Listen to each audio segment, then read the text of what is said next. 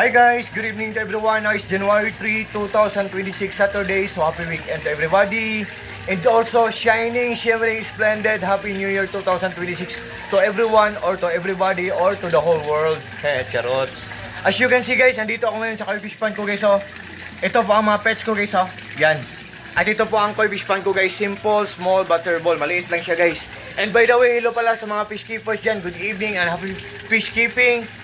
And guys, honestly, dito talaga ako nagtatambay guys pag wala akong ginagawa. Kasi believe me or not guys, maniwala kayo or sa hindi, ang mga koi fishes guys ay mga stress relievers po sila. What I mean po, nakakawala po sila ng stress po. Gradually or dahan-dahan nilang kinukuha ang mga stress natin. At the same time, fortune din sila or lucky charm din sila. Nabibigay din sila ng swerte sa atin guys. So, can't you see guys? Can you imagine?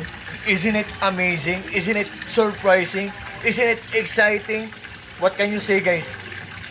I'm just joking guys. I'm just only kidding. Guys, ito po ang filtration system ko. Pinagas ko para magandang tingnan at pinawilding ko para para mas lalong magandang tingnan. At guys, sa video kong to, ipiflex ko ang nagbabubbles guys. Yan ang nagbibigay ng oxygen. Yan ang tinatawag na aerator pump. Ang brand niya ay Risan. Oh, Risan aerator pump. Risan Electromagnetic Air Pump ECO-003. Ito siya guys, oh. Yan. Siya ang nagbibigay ng bubbles, siya ang nagbibigay ng oxygen.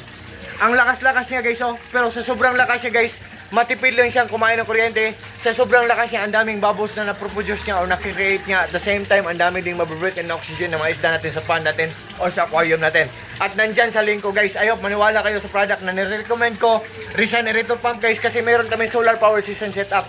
Marami kami mga solar panels sa bubong namin, may generator kami, portable solar generator.